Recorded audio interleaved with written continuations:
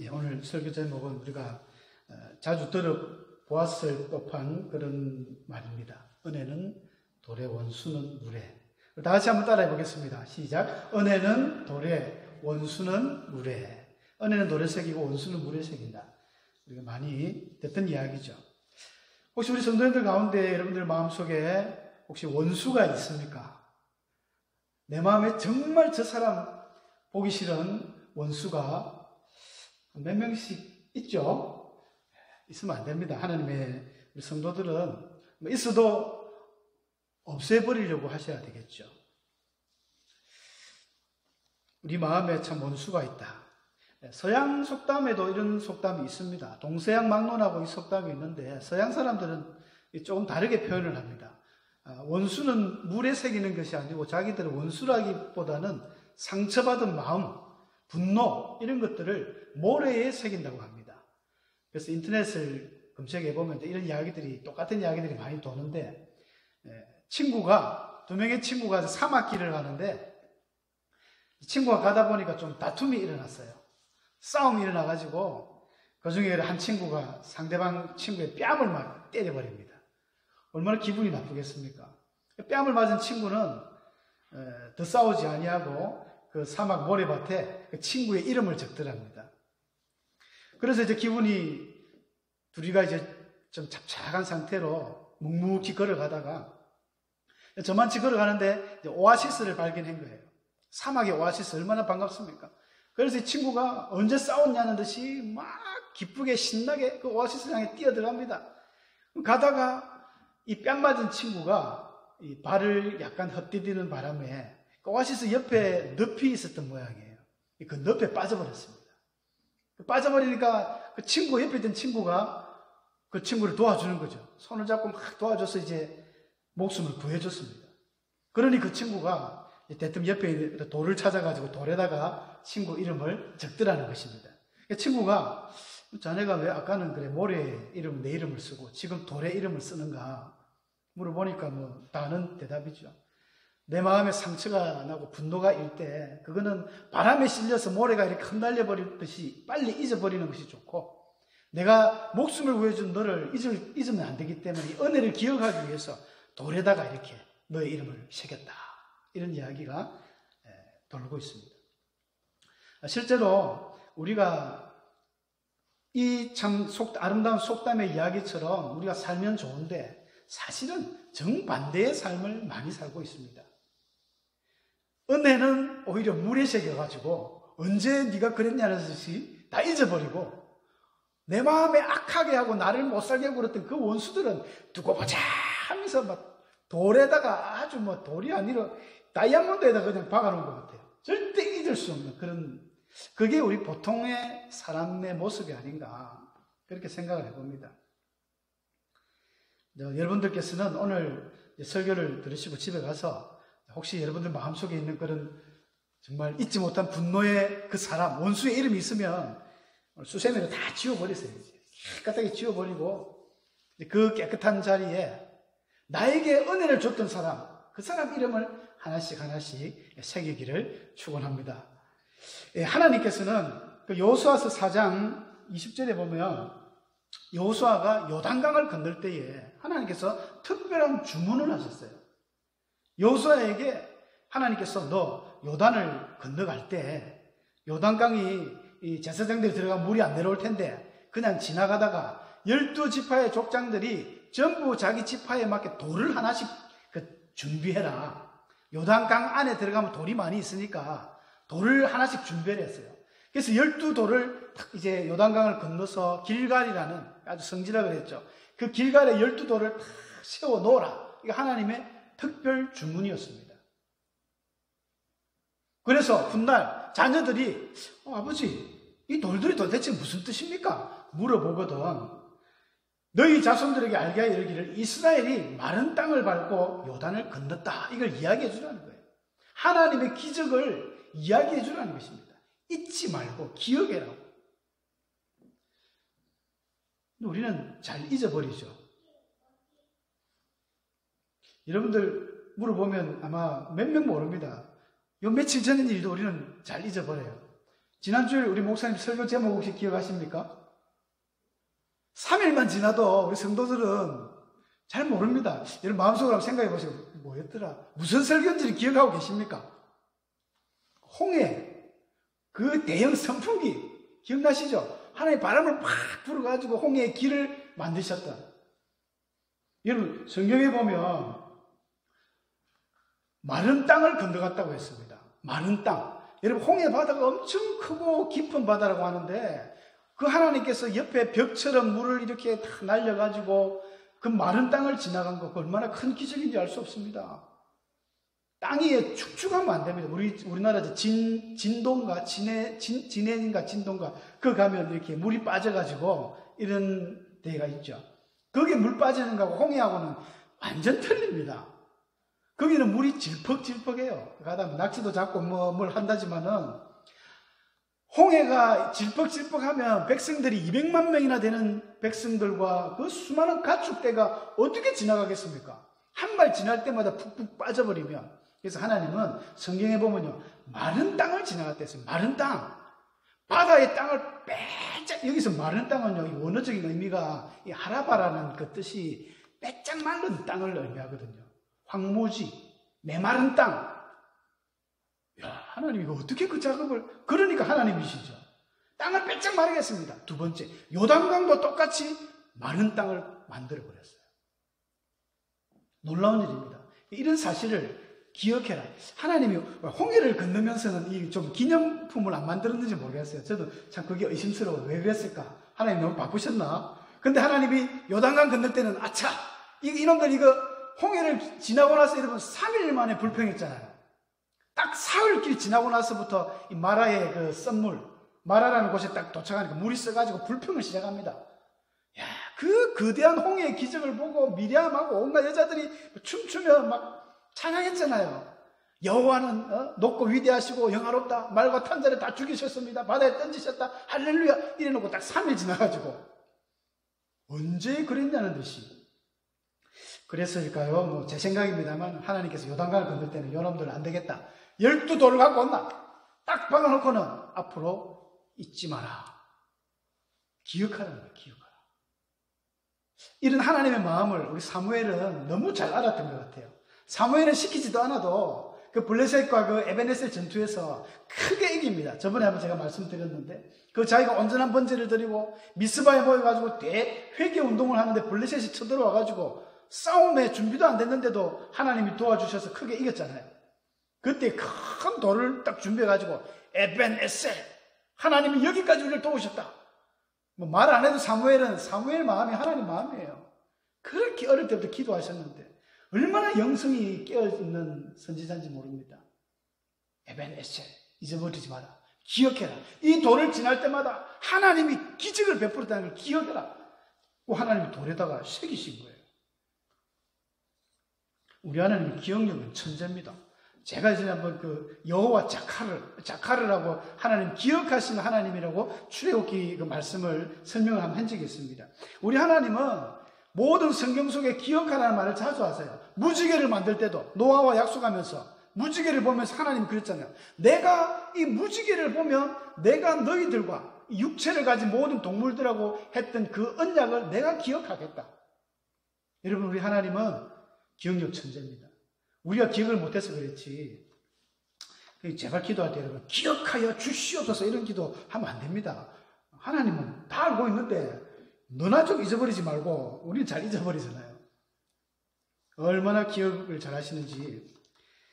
근데 하나님은 기억을 하시는데 참 우리 인간들은 돌아서면 잊어버립니다. 주일날 설교를 엊그제 했는데도 잊어버리고 3일 전에 한 것도 잊어버리는데 일주일 전에 지난주에 한 거를 기억하겠습니까?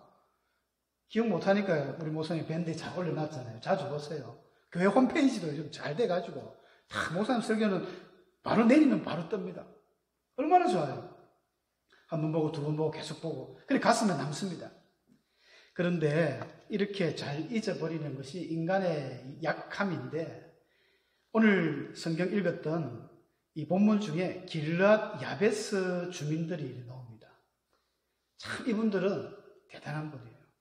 여러분 사무엘상 31장 이 마지막 끝장을 마무리하면서 굉장히 아름다운 이야기로 이 사무엘상이 마무리가 됩니다.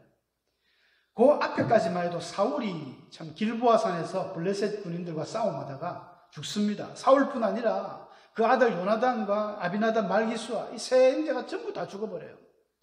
참 요나단은 정말 인물 중에 인물이었는데 다윗과 함께 어깨를 겨눌 만한 그런 믿음의 용사였는데 참 아버지를 잘못 만나다가 이렇게 참 비운의 삶으로 일찍 죽습니다. 젊을 때 죽는데 이런 사울이 죽고 참 안타까운 이런 모습 속에 사무엘상이 끝나지 않고 마지막 몇 절 안 되는 길랏 야베스 주민들을 소개하면서 아주 훈훈한 마무리를 합니다.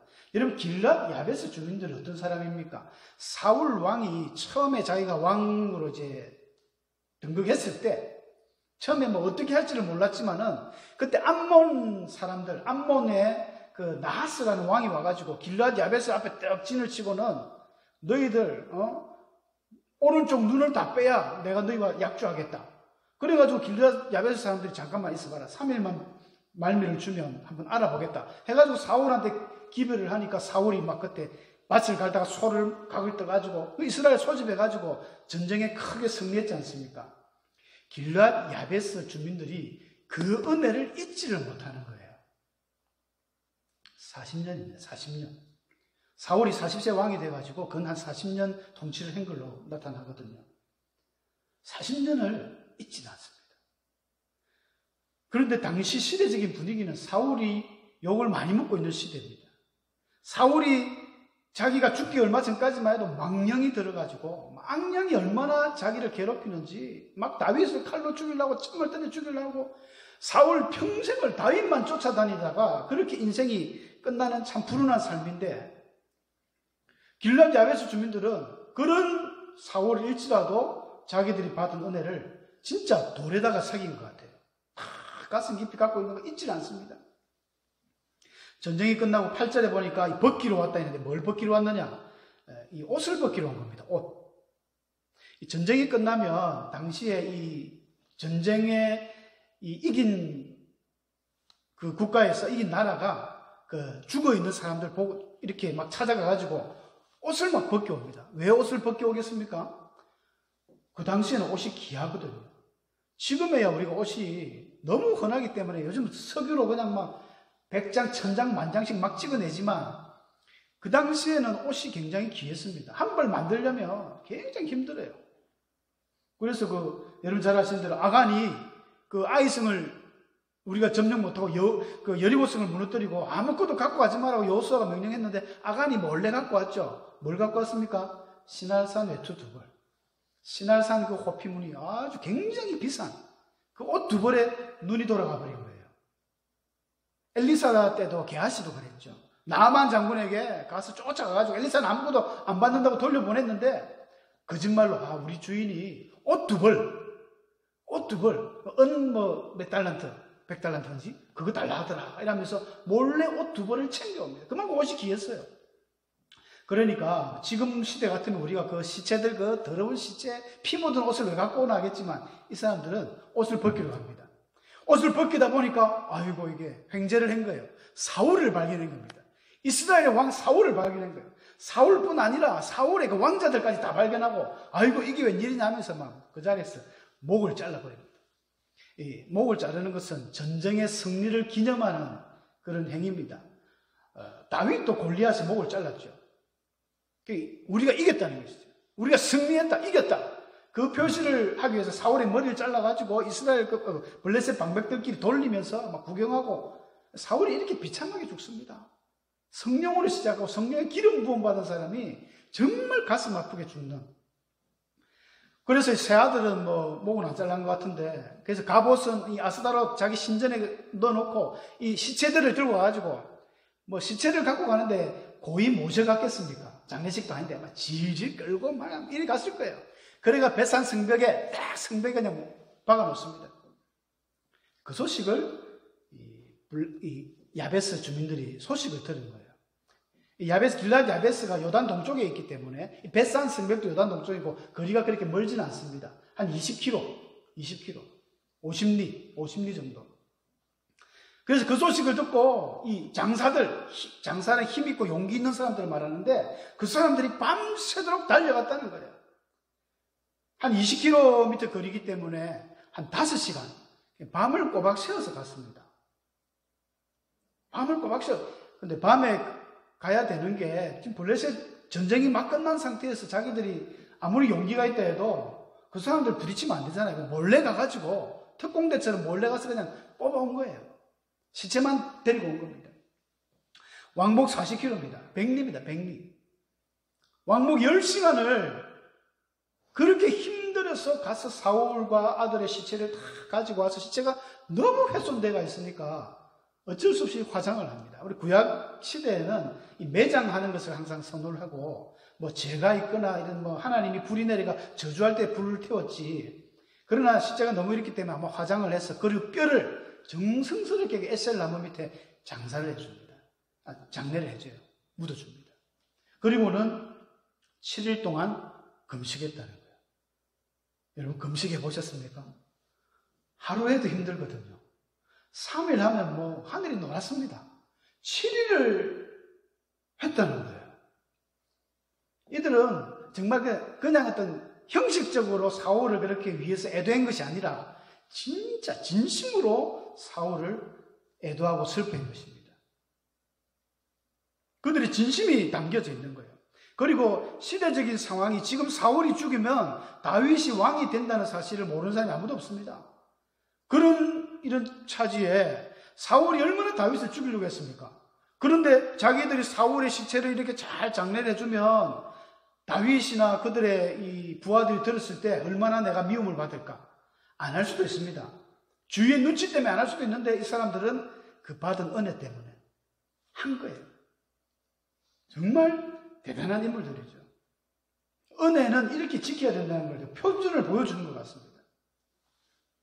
40년이 지나서 잊을 법한데도 전혀 그것을 잊지 않고 기억하고 있다는 것 참 대단한 것 같습니다. 우리는 이런 받은 은혜, 여러분들도 살아가면서 많은 은혜를 사람으로부터 또 하나님으로부터 받았을 것입니다. 그 은혜를 속히 잊어버리는 사람이 되어서는 안 됩니다. 오래오래 간직할 수 있도록 은혜 노트를 하나 만드세요. 은혜 노트를. 저도 학창시절에 고등학교 때는 진짜 이 은혜 노트를 만들어가지고 하나님 매일 주신 은혜를 얼마나 적었는지 너무 많아가지고 이제 그걸 뭐 한참 적다 보면 옛날에 앞에 거 보면 이런 은혜도 있었나 이렇게 잊어버릴 정도로 지금은 뭐 일기처럼만 쓰고 맙니다만은 여러분 그런 은혜 노트가 있어야 돼요. 그리고 사람에게도 마찬가지입니다. 사람에게 저도 여러분들 참 감사한 것은 명절 때마다 선물도 주시고 하시는 분들 안 잊어버립니다. 적어놓습니다. 적어놓고 늘 생각하고 기도하고 사람이 그렇게 해야 됩니다. 그런데 진짜 물에 새기듯이 모래에 새기듯이 이렇게 하면 안 되는 거죠. 우리가 손양원 목사님을 생각할 때에 우리는 손양원 목사님에게 조선에 온 작은 예수라는 그런 별명이 있습니다. 사랑의 원자탄이다. 감사의 수소폭탄이다. 이런 별명들이 있는데 잘 아시다시피 자기 두 아들 동인과 동신군을 죽였던 그 안재선 씨를 양자로 받아들이는 도대체 이해할 수 없는 목사님들도 감히 참 따라할 수 없는 근접할 수 없는 그런 모습을 보여주셨잖아요. 근데 손동희 권사님 그 책에 보면 그런 이야기들이 있다고 합니다. 그 동희 보고 지금 이제 안재선이가 이제 총살 당할 위기 된 거예요. 그래서 빨리 가서 우리가 그를 용서했다. 그를 아들로 삼겠다. 이 이야기를 전해라고 하니까 딸이 그 동희한테 지금은 연세가 많지만은 그때는 딸이 동희야 계속 반대하니까 우리가 그 사람을 죽은 오빠가 돌아오겠느냐. 그렇지 않지 않느냐. 그냥 차라리 타락한 그 영혼을 우리가 품어서 그 영혼이 변화된다면 우리도 보람이 있고 참된 믿는 자의 그 기본이 되지 않느냐 하면서 손동희 권사님 이야기를 했어요. 그래도 딸은 자기 두 오빠가 죽었는데 잊을 수가 있습니까? 그러면서 아버지 용서하면 용서했지 아들은 뭐하러 삼습니까? 자기는 그 꼴 못 본다는 거예요. 그 사람을 볼 때마다 죽은 오빠가 생각나지 않겠습니까? 그건 인간적으로 그렇거든요. 정말 힘들거든요. 그리고 또 더군다나 그 원수를 오빠라고 불러야 되니까 저는 도저히 그렇게 못합니다. 근데 손양원 목사님이 동희야 성경을 자세히 봐라. 원수를 사랑하라고 했다. 용서만 가지고는 안 된다. 자, 용서하는 것도 대단한데 용서해서 끝내지 말고 사랑하라는 거예요. 원수를. 얼마나 힘든 주문입니까? 용서만 해도 대단한데 우리는 용서를 못 해가지고 그 사람 진짜 치가 떨리고 분이 삭지 않는 그런 경우가 얼마나 많은데. 한 번은 베드로 사도가 예수님께 와서 그런 이야기를 했습니다. 예수님, 형제가 죄를 범하면 몇 번 정도 용서해 주면 되겠습니까? 한 7번 정도 하면 되겠습니까? 하면서 잘난 척을 한 거죠. 자기가 이제 기마이를 쓴 겁니다. 한두 번도 아니고 한 7번 용서하면 되겠죠? 예수님이 뭐라 하셨습니까? 베드로야, 7번이 아니라 7번씩 70번, 70번, 7749, 490번까지도 용서해라. 이 말을 또 오해해가지고 그럼 490번까지 예수님이 용서하려 했으니까 491번째 때려 죽이면 안 됩니다. 그게 아니죠. 그냥 계속 용서해주라. 예수님의 용서고 예수님의 사랑입니다. 그러니까 십자가에서 저 사람들의 죄를 용서해달라고 예수님이 기도가 되는 것이죠. 근데 이건 사실 예수님 이야기고 우리 인간은 참 안 되죠. 인간은 그렇게 되지 않습니다. 인간이 그렇게 되기 위해서는 예수님의 도움, 성령님의 도움이 아니면 절대 되지가 않습니다. 내 의지, 간혹 이제 좀 성품이 좋으신 분들이 있어요. 인격이 참 수양이 잘 돼가지고 허허 하면서 이렇게 하시는 분들도 있는데 그 사람 속으로 알 수 없으니까 밖으로는 허허 하지만 속으로는 내 이놈 할지 어떻게 압니까? 오히려 그렇게 털털하신 분들이 암 환자들이 많죠. 암 환자 여러분 속 병이 들고 막 신경질 나고 고민 나고 상처받고 이런 것들이 조개가 마치 진주를 만들듯이 진주가 조개의 눈물이라지 않습니까? 그 오랜 세월 동안 그 자기가 아픔이 진주가 된 것처럼 우리 사람은 암덩어리가 됩니다. 암덩어리가. 금덩어리가 되면 좋을 텐데 고민, 걱정, 근심, 염려, 짜증, 불만 이런 모든 걸 하면요 우리 안에 병이 됩니다. 암덩어리가 생기죠. 성령의 도우심이 없으면 안 됩니다. 예수님이 그 변화산에서 내려올 때 제자들이 귀신을 쫓아 못해가지고 못 쫓아내서 그 아버지가 예수님 혹시 할 수 있으면 해봐라니까 예수님이 할 수 있거든이 무슨 말이냐? 믿는 자에게 능치 못할 일이 없다 하면서 당장에 쫓아버렸죠. 제자들이 나중에 좀 쪽팔리니까 새책이 예수님한테 와가지고 예수님 우리는 왜 못 쫓아냈습니까? 그때 예수님이 하는 이야기가 기도 외에는 이런 종류가 나가지 않는다. 기도 좀 해라. 기도와 말씀과 예배와 찬양과 여러분 하나님과 동행하는 삶이 뭡니까? 영적인 삶이 뭡니까? 내가 귀신을 봤네 하나님의 음성을 들었는데 그게 영적인 사람이 아니라 내가 하나님과 동행하는 사람이 영적인 사람입니다. 기도를 하면서 하나님 앞에 내 자아를 죽이고 예배를 통해서 하나님을 찬양하고 평상시 내 입술에서 하나님을 찬송하고 말씀 가운데 하나님을 묵상하고 그 영적인 사람이에요. 그런 삶이 되는 사람은 됩니다. 귀신이 두려워서 그냥 나가버립니다. 귀신 든 사람에게 물론 축사를 해서 막 예수 이름을 강하게 쫓아낼 수도 있지만 더 좋은 방법은 그 귀신 들린 사람 신앙생활을 하게 하면 됩니다. 6개월만 신앙생활하면 귀신들이 아이고 들으라 이 못 있겠다 이러면서 나간답니다. 괴로워요. 귀신이 좋아하는 게 있거든요. 음란하고 분노하고 짜증내고 성질내고 욕설욕잘하고 막 파괴하고 이런 게 기본적으로 마음에 있어야 귀신도 자리를 잡는데 아이고 이놈은 맨날 말씀만 보고 맨날 기도만 하고 찬송만 하고 찬송만 듣고 귀신이 있을 자리가 없는 거예요. 그래 귀신이 나가더랍니다. 아이고 더 이상 못 있겠다. 딴 집 찾아가란다면서. 우리 원래는 인간은요 잘 들으십시오. 인간은 나약한 존재가 아닙니다. 인간은 실패한 자가 아닙니다. 하나님이 태초에 아담 첫사람을 만드실 때는 가장 완벽한 사람으로 만드셨습니다.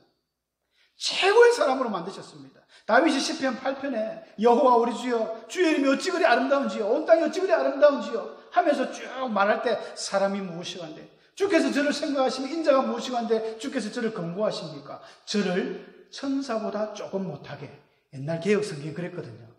저를 천사보다 조금 못하게 만드셨고 근데 요즘 개혁 성경에는 번역을 바르게 했습니다.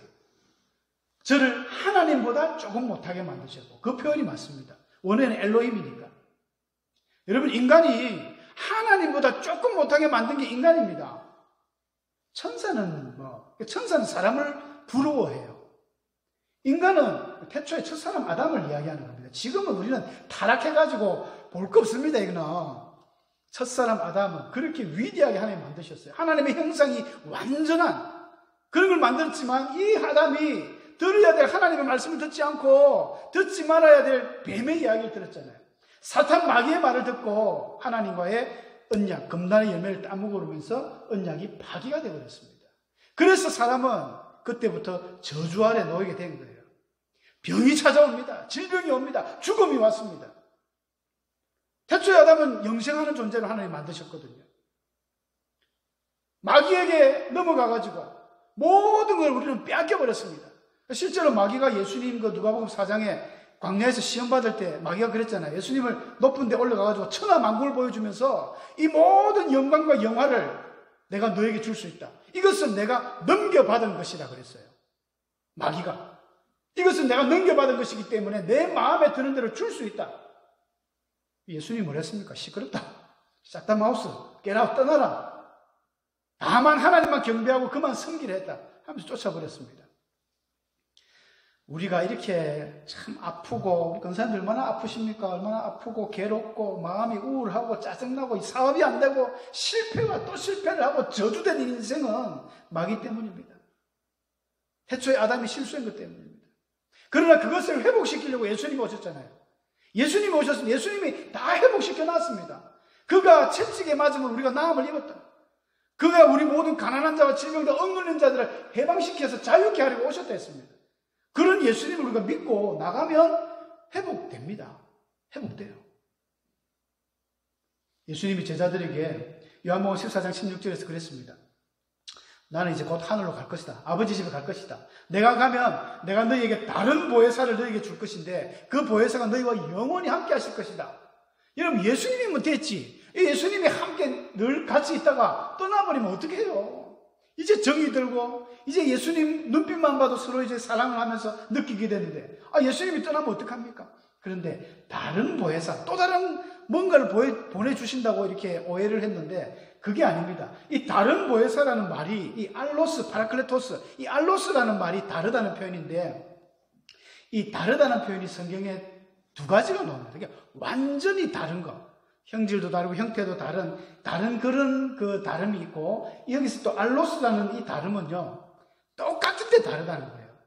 여러분 사과 10개가 똑같은 사과 10개가 있는데 이거 말고 다른 저거 갖고 온다. 똑같아요. 장난감이 똑같이 생겼습니다.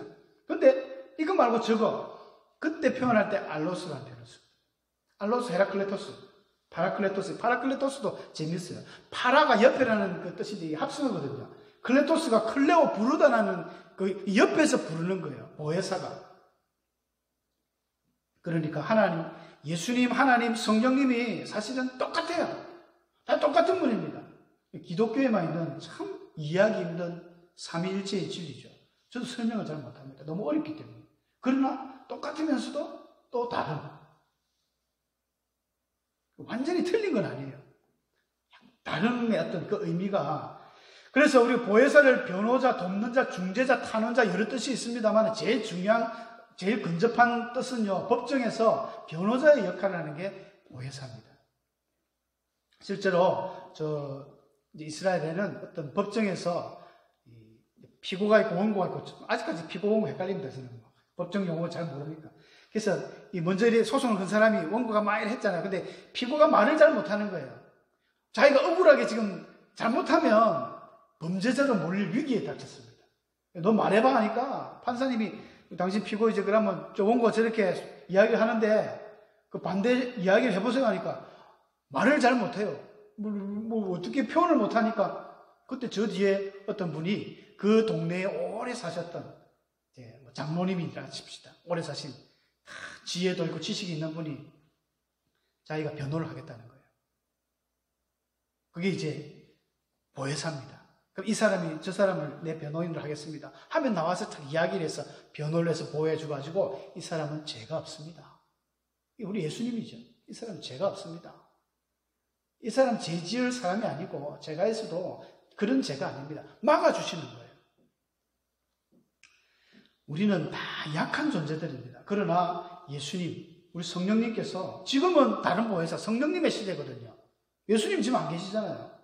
하지만 성령님께서 영원히 우리와 함께 하시기 때문에 똑같은 분이에요. 예수님이 병자를 고치셨고 예수님이 굶주린 자들에게 먹을 것도 주셨고 기적을 베푸셨고 우리 성령님도 똑같이 하십니다. 다 하시는 거예요. 그 성령님을 우리가 의지하고 여러분들이 믿음 생활 하시면 은혜를 물에 안 새기고 돌에 새길 수 있고 원수를 돌에 안 새기고 물에 새길 수 있습니다. 인간의 힘으로는 안 돼요. 이게 성령께서 역사해 주시고 성령 충만할 수 있다. 그래서 우리 영적인 것을 자꾸만 주님께로 이 레이더를 안테나를 주님께 맞춰야 되는 거예요. 그런 삶을 살아갈 때 이것이 가능합니다. 잠언서 4장 23절에 모든 지킬 만한 것보다 네 마음을 지키라. 이 마음에서 생명의 근원이 난다 했지 않습니까? 여러분 성령이 함께 하시는 사람은 마음도 틀립니다. 마음 씀씀이가 틀려요. 좀 괴로운 일이 있어도 빨리 훌훌 털어버릴 수 있습니다. 그래 시련을 주신다더만 하나님 또 시련을 주시는구나. 피할 길을 주시겠지. 이길 힘을 주시겠지. 이 마음을 어떻게 먹느냐에 따라서 틀립니다. 우리의 환경도 마음 먹기에 달려 있는 거예요. 생명의 근원이 마음에서도 나지만 사망의 근원이 마음에서 날 수 있습니다. 마음에서 아이고 나는 안 돼. 나는 만날 해봐도 안 되더라. 나는 안 돼. 내만 안 된다. 우리 아버지도 안 되더라. 우리 형님도 안 되더라. 우리 집안 자체는 원래부터 안 되는 집안이야. 그럼 영원히 안 되는 겁니다. 마음을 할 수 있다. 하나님이 함께하면 할 수 있다. 예수님이 어떤 분이냐? 나를 회복시키러 오신 분이다. 그런 보혜사를 믿고 나가면요. 우리 환경도 변화된다는 거예요. 마음이 바뀌면 사람이 말도 바뀝니다. 언어가 바뀝니다. 언어가 부정적이고 계속 불평, 불만, 짜증의 사람들이 감사로 바뀝니다. 희망적인 말을 합니다. 긍정적인 말을 합니다. 그래, 할 수 있다. 된다. 잠언서 18장 21절에 참 멋있는 말씀이 나오죠. 죽고 사는 것이 혀의 근세에 달렸다. 그 열매를 먹으리라. 혀를 잘 놀리는 사람은 그 열매를 먹는다 했습니다. 그러니까 좋은 말 많이 하는 사람은 좋은 열매를 먹을 것이고 악하고 더럽고 추한 나쁜 말을 많이 하는 사람은 나쁜 열매를 먹게 돼 있어요. 그래서 우리가 욕을 많이 하지 말아야 하지 않습니까? 욕이 좋은 거 없거든요. 옛날에 참 어르신들 욕이 참 무작스럽지 않습니까? 이 빌어먹을 놈. 그게 무슨 말입니까? 나가서 거지 된다는 이야기잖아요. 이 새 빠질 놈. 이 새가 해줘, 해. 그것도 뭐 해가 만발이 빠질 놈. 해가 만발이 어떻게 빠집니까? 언어도 바뀌어야 됩니다. 몇 번 말씀드렸죠. 우리 장모님 참 결혼 초에 가면은 이런 축복받을 놈들아, 이런 복받을 새끼야, 일어나라, 막 이렇게 하는 거예요. 그런 이야기 듣고 이제 저희 자녀들은 막 자랐습니다. 언어를 좀 바꾸는 것, 이런 것들이 우리의 노력도 필요하고 성령님께서 역사하시면 가능해집니다. 하나님이 원하시는 것은 이 은혜를 잊지 않고 우리가 뭐니 뭐니 해도 우리는 하나님 은혜가 최고였죠. 하나님이 우리를 구원해 주셨잖아요. 정말 썩어 빠지고 부패하고 썩고 전적으로 타락했다고요. 전적 부패. 아무것도 우리는 기대치가 없었습니다. 완전한 타락. 그래서 이 세상은요, 의인이 없습니다. 완전한 인간이 없습니다. 없다고 고백했습니다. 로마서에서. 그러나 주님께서 우리를 온전케 하신, 믿음의 주여 우리를 온전케 하신 예수를 바라보자. 히브리서 12장 2절에서 말씀했습니다. 우리를 온전케 하시는 분, 온전케, 퍼펙트, 완전하게 하는 뜻입니다. 우리를 완전하게 하는 분은 예수님밖에 없습니다. 성령님, 이분을 의지하고 살아가면 우리는 온전하게 됩니다. 히브리서 12장 1절에 구름같이 둘러싼 허다한 정인들이 있다고 했습니다. 우리 혼자 그런 거 아니에요. 아까 손양호 목사님도 그 허다한 정인 중에 한 사람입니다. 저와 여러분도 그런 믿음의 정말 축복된 성도가 되어서 은혜를 돌에 새기고 하나님 십계명도 그래서 돌판에 새겼잖아요. 너무 중요하니까 마음의 돌판에 확 새기고 너무 중요한 거 있으면 여러분 가정주부는 그 설거지하는 거 위에다 적어 놓으세요. 박시영 우리 목사님. 그 다음에 쫓겨나게 옆에 이제 복 적어도 되고 그렇게 해놓는 거 필요하죠. 그렇게 적히면 기도가 나오고 감사가 나오는 거예요. 마음에 해가지고는 잘 잊어버리니까. 믿음의 주여 온전한 우리를 온전케 하시 예수님을 바라봅시다. 기도하겠습니다.